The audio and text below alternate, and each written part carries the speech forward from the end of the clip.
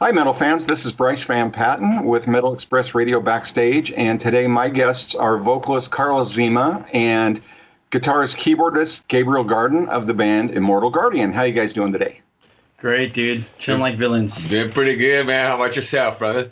Doing good. It's raining a lot, but that's okay. I'm in the Pacific Northwest. That's a normal thing here. Yeah. So that's legit, though. My first green. Yeah, absolutely. Love it green. If someone were to ask you that's never heard Immortal Guardian before, how would you describe your music? Super metal. Super metal. Yeah, a bunch of kids that couldn't make up what genre they wanted to play. You got a power metal singer, you got a symphonic classical style guitar, I guess, whatever, and we have I don't even know what you called Slipknot and that kind of metal. That American metal drummer, Canadian drummer, Right. It's just a really nice mix of I always like to tell people it's like the modern take on metal, the whole prog kind of breakdown vibes, but with European melodies and singing styles. Exactly. And we also get a little dirty and aggressive, so that brings, I guess, the American in us. Yeah, so it's just a big blend of stuff, and that's why we called our first EP Super Metal. Everybody kept calling it Super Metal. And we're like, that is funny. Let's just call the first one that. Yeah. So we were playing a bunch of local shows at the time, and everybody was like, "What are you guys?" We're like, "I don't know. What are we?" And the reason we do this is because we feel like no one has done what we're trying to, what we hear in our heads. So that's why we're experimenting with this new super metal. It's like a buffet with everything metal. Yeah, there you go. Everything, and you would say mostly melodic metal, right? Yeah, more progressive metal. Progressive. Is it progressive? Is it power? Am I a keyboardist? Who knows? You might be a prog power metal. Yeah. That'll be one of my other questions about you, Gabriel.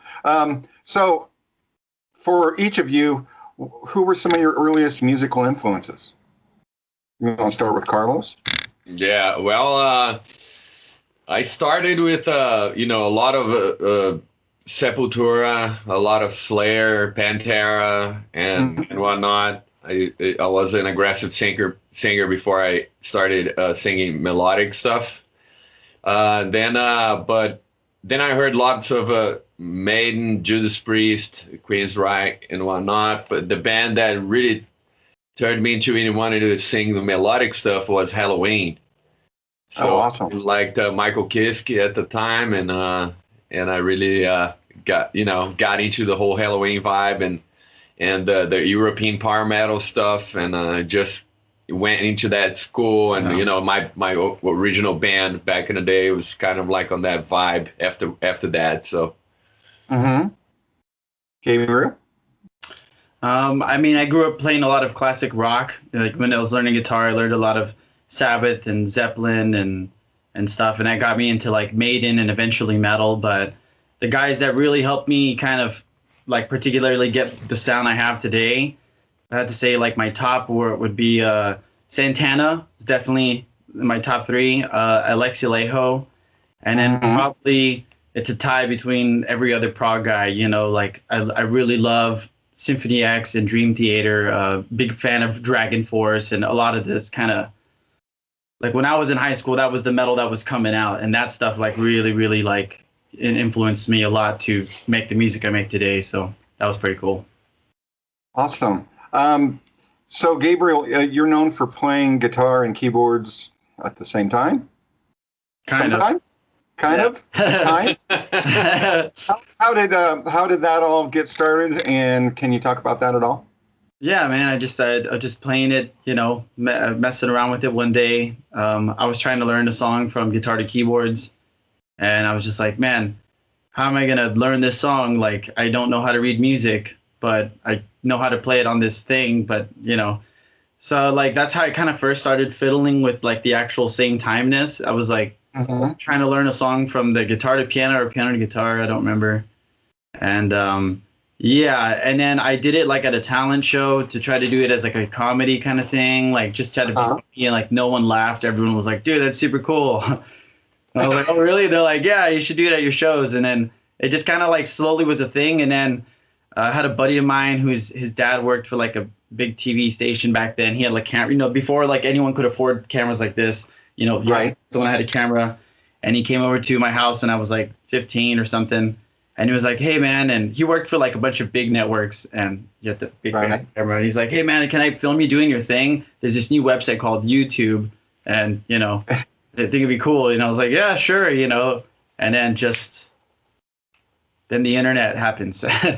So it just kind of took off from there, and kind of just kept doing it. It's almost like expected, to the point where like now when I only play one instrument, it feels weird because I've gotten so used to playing two. It's like walking with one shoe on or something, Right. Well, you guys have a new album coming out on February 12th called Psychosomatic. Can you tell us how that album came about and a little bit of the story behind it?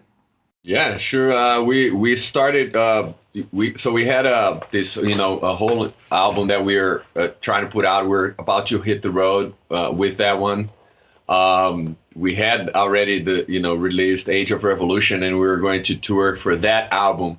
But then in the middle of the tour, we had already recorded an album that was ready to go for the release date, which will be in the middle of the tour. So as COVID happened and the whole pandemic kind of like, came as an avalanche to ruin everything, we were stuck with all that energy and readiness and everything. So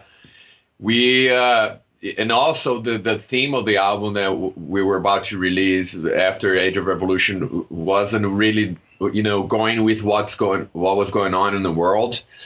So we decided as a band to just rewrite a whole entire album about the pandemic and during the pandemic, while we were home in lockdowns and whatnot. So yeah, so you guys have a whole album just in the can still. Exactly. Yeah. We think just that you can do whatever.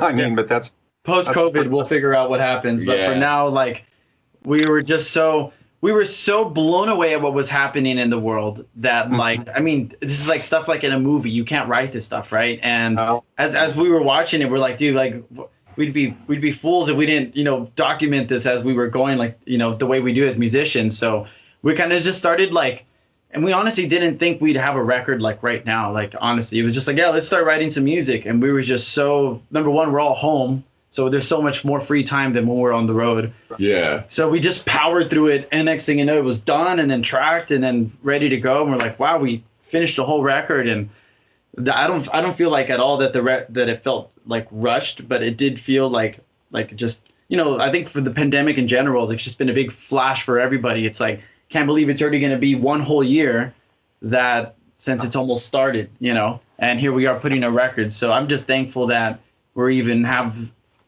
fortunate enough to even put out a record. I know some bands that can't even make it into the studio or et cetera, or they're having to work now. And so, Right. And even when you have all this free time and energy, sometimes it's just oppressive, the whole atmosphere. Oh yeah.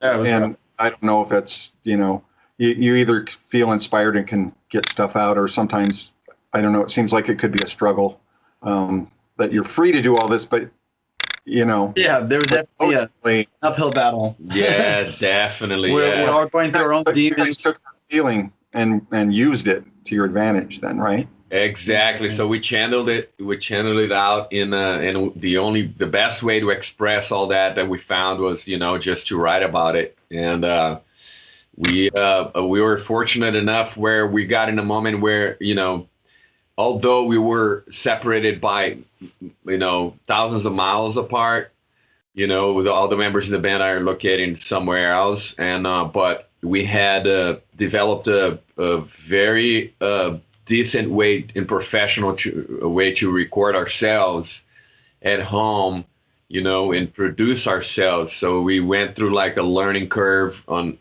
how to produce ourselves and whatnot. And then the music videos too. So like, all right, how are we going to make videos being in like different countries or states or whatever? So we just had to come up with ideas that would require us to not like, to be able to edit, even if one person's footage is not exactly the same as the others. So we did the newspaper thing. for our single Read Between the Lines, and then we did a Zoom style call for lockdown, and we have some other ideas I don't want to reveal yet, but it's definitely been a lot of fun / challenging to make music videos and during a pandemic as a band, Right, and I felt like you were almost reading my next question, because it was going to be how was working remotely, and what challenges did that pose to songwriting?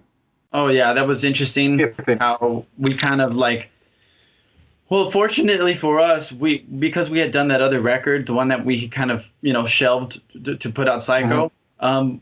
We had already done that record with Justin over the internet, so that was kind of like our warm up, and that was like pre-COVID. So we're just like, oh, we have a Canadian drummer. This is life. This is how we're gonna do it. Whatever. Yeah. But we hoped that for the next record he could fly in and we could do it or write the album on the tour. But whenever sit in the same room.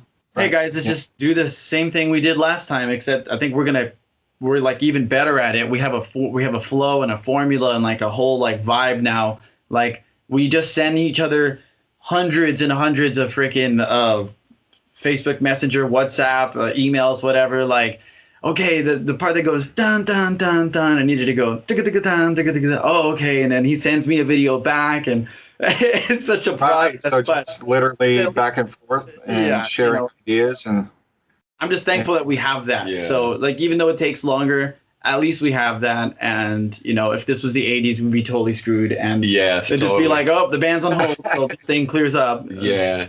But have you guys tried any of those online services like Kazam or any of those that are supposed to allow you to play real time? We tried similar stuff. We tried some, but some members have great internet, some don't, and also like work schedules are crazy. So it's almost better that if like, hey, here's the idea back. Here's the idea. Like I'll usually wake up to an idea. Like I'll wake up first thing in the morning, I already have an idea in my inbox, work on it all day, send it to him in the evening. He's getting out of work, and it's just like this like flow, like I said, we had from the last record that when we made this, I think that's why we did it so fast. We let's do it the same way, send these many tracks and do it like this, in this format. Because of the system, I understand, like in the project manager standpoint, it's almost like when you're jamming in a room, you don't have time to sleep on it. And then, that's exactly what I'm going to do. So you actually spend those hours trying and retrying and relearning and whatnot. But when you sleep on it for a couple of hours and then you have the idea and then you lay it out, you're percolating it or working with that and seeing what it triggers instead of just instantly saying yes or no. Exactly. Right? So the liveness of the jam, I guess, it became a little smarter in a composition standpoint. For sure. So much time saved. Exactly. So at the same time, because we're not in the same time zone and we're not together in a room, we lose that kind of sense of like readiness on the response, I guess, for during the composition aspect. But on the other hand, we have a chance to think and wait till that inspiration comes, and then you lay it out, and then it becomes I guess the best of the best on each member. You pile up together, and very, very well thought idea instead, and then very creative, kind of like developed into this final project. So I guess it's a blessing in a sense, we kind of like we retaught ourselves in how to do it. Yeah. Right. You guys found a groove. And I noticed on reading all the lyrics that seems like all the band members at some point have something to do with the songwriting, which is really great. And I wanted to ask, so it feels like a concept album? Would you guys call it a concept album? And is there anything you'd like to talk about the lyrics, or how your guys' take on the whole lockdown situation? Yeah, for sure. Like just if you were to look at Psychosomatic as and it's kind of funny to look at it like a concept, because when we were writing the album at the time, we weren't thinking concept. We were just like, let's look at the news and what's happening, write it down. What's happening, write it down. So we wrote a song about the lockdowns, wrote a song about the massive amounts of misinformation going around. Just people just whatever. Exactly. We wrote a song about it's a kind of like our anti-suicidal song. We had so many friends dealing with just me, myself, all of us had some kind of crazy depression kind of thing that probably never felt like before, just because of how off the rails the year went. And it's kind of like our stay strong kind of song. We have a song for our family members and friends that did pass away last year called Candlelight. It's kind of like a mourning song to them. We have a song about I'm blanking here. Oh, we have a song about clocks, which is just pretty much all the time lost, all the time that feels it's taken in eternity, all the time that is inevitably it's gonna keep cycling. Like, we're gonna keep going through these same history repeats itself problems if we don't just study time. Look at what we've done and look at what we need to do. But we have also phobia that talks about this, not only the fear of the actual disease, but all these phobias that were created with these lockdowns and this chaos and this insanity that was to observe all this at once. So everybody's reality just collapsed into this I guess powerless moment in their lives. They just didn't have a way to react to anything. And then we have the self-titled, like the reason we called it Psycho was because we felt that it was like, yes, the virus is definitely a serious thing, like not to take anything from it, but I felt like especially during the beginning of the pandemic, when they like nobody knew anything, not even like top doctors or whatever, it's a lot of misinformation. I was getting so many calls from friends and family that were like, dude, I think I got it, man. I know I got it. And everyone's feeling sick. And I started feeling sick, and we were kind of just all psyching ourselves out. And we get tested and we're negative, and other people are negative. And we're like, man, we're just freaking out, man. Like, it's like, it is out there, but like, while we're waiting this thing out, let's not freak ourselves out to the point where we start feeling sick too. So exactly. Well, that was just such a crazy thing to sing about and talk about. Like, man, I bet there's more people feeling this than the actual virus itself, to the point where people doing some crazy stuff, fill in the blanks, you can look at the whole year, but being this scared has made people make some crazy decisions, whether it be thinking they have something or whether it be going out and doing something crazy. But we were like, psychosomatic, man, it's all in the brain. Like when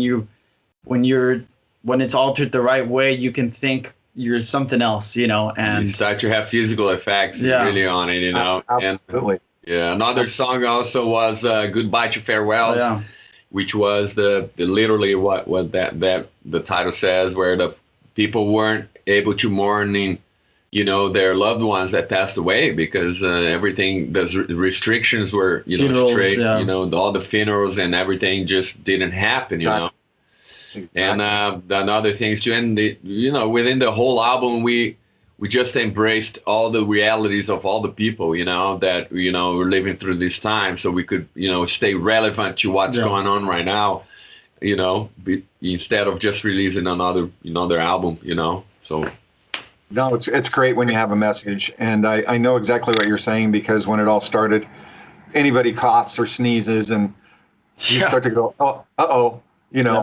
is that a regular cough? Is this just the cold that I got last year at this time, or what? And there's all the fear. And then, now I think it's cut to the point where there's so much fatigue on people from the lockdown that where they were being super careful when it first started and there was very few cases, now there's like 4,000 deaths a day, and people wear their mask, but they just walk right up to you and don't. I know, it just seems like people have got tired of being careful when it's worse than ever, and I wish it was more serious now, sort of, than when it started, So I don't know. What do you guys have any thoughts on that? Yeah, I think the fact that it became a political aspect, it kind of divided people. The timing couldn't have been worse. Like if it like the fact that it was an election year on such a crucial election kind of thing for everybody, it made it so much worse because people were more distracted by like what was happening there, and it's like, hey guys, the house is still on fire. We'll worry about we'll worry about the cat litter later. Yeah. You know, let's like Exactly. let's really like Exactly. get out of the house kind of vibe. And I kind of, you know, and we have so many international friends, and it's just like so insane to like hear what they are seeing from their perspective, and then we tell them, and I'm like, Versus wow, us, like yeah. that's not what's the news saying at all. Like, you know, it's everything is so different, and it's even different from what we get to compared to what you get. And that was the mind blowing part in the beginning of this pandemic, was when Zema would come up to me with like this article with all this proof and scientists and stuff, and then I'd come up to him with some other one that was completely contradicting, that looked just as legitimate, and then you just start, dude, what is happening? Like, are we all being played here? Like, what's going on? So that's why we read between the lines. It's like, we're not necessarily taking sides, but we're just like, man, you really got to question everything you read these days, because some stuff looks so legit. Yeah, and the information is always backed up by this, you know, well-known and respected, you know, for sources of information. You know, even we've seen in our leadership, you know, you should wear masks. No, you should not wear masks. You see what I mean? Like, these things just drove people nuts, and it became more of a thing. Okay, so if you wear a mask or not, you are this or that. So you're like, you've got to join a group. Either now you're a masker or an anti-masker all of a sudden, instead of what does that have to do with, you know? And then I people say like, well, the mask doesn't protect you, and then other people are like, well, no, it's to protect others from you, you know, and so that you're not spitting on everything, you know, and people don't. I don't know. It's but I'm glad that you guys were able to talk about it and have a discussion and put it into music. No, it was definitely a crazy experience to write the record as we saw as we lived through 2020. Yeah, it's crazy, man. So what's next for the band, and what do you guys have going for this year? Well, right now we're just crossing our fingers. We're crossing our fingers that the tours that we postponed can happen, you know. So if that happens, other tours will happen and stuff, but we're kind of all at the mercy of the government. So if things are safe and think the world kind of starts going a little back to normal, you can expect to see us on the road touring this one and the last records and stuff. So if not, we're definitely going to be just focusing on just making more content. You know, we're going really hard on the YouTube channel and the Instagram and all this stuff, just because, you know, we have all this extra time that we'd usually be on the road. We now can make more content for you guys. So we're getting a little more in depth outside of just the typical music video and stuff. We're doing like lyric explanation videos, and we're going to be doing some like tutorial guitar tab stuff and behind the scenes, you know, like more in-depth kind of stuff, just because we have the time to edit and make the content. Make content, right? Yeah. So exactly. You can expect a lot of that. But until then, next month we're dropping the record, and just keep an eye out. February 12th, we'll be rolling out videos as they come. Awesome. Do you guys have any plans to do any just online concerts that some bands have been trying to do? Yeah, we'll definitely be doing some online like live streams, but maybe not as a band, just because the difficulty of like just how far, you know, how far getting everybody.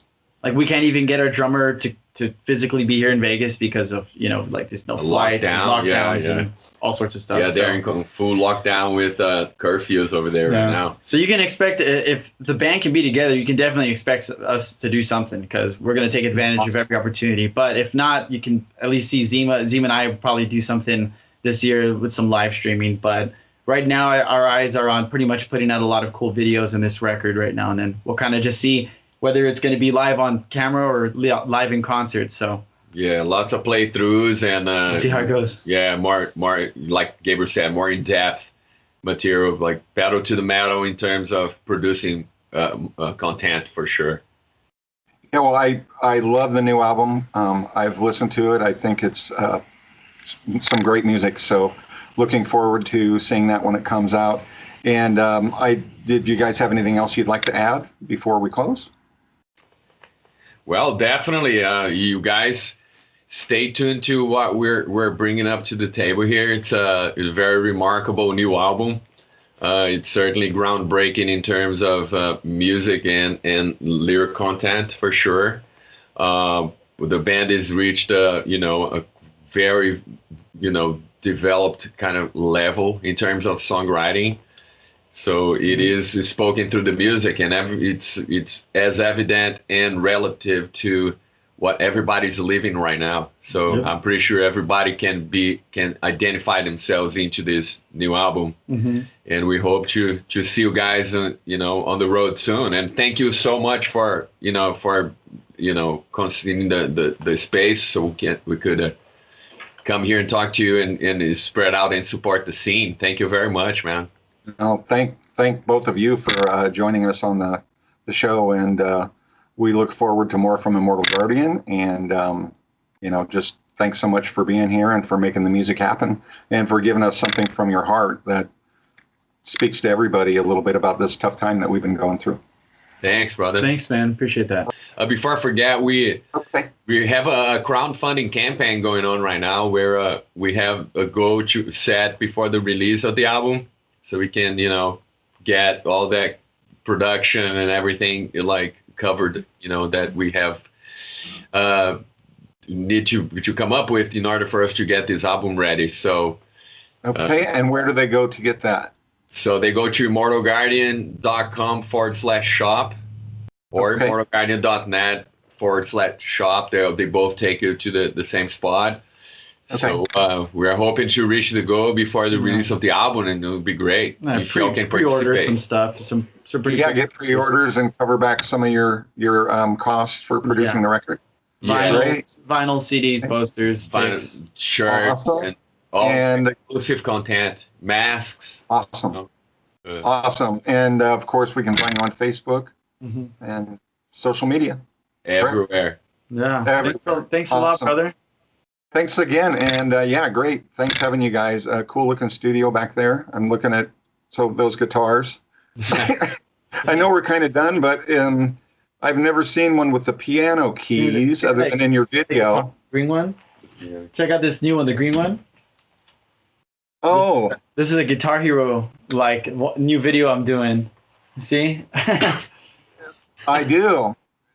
It's got the Guitar Hero buttons. Yeah. Yeah. And then that one's Does that stuff ever confuse you when you're playing?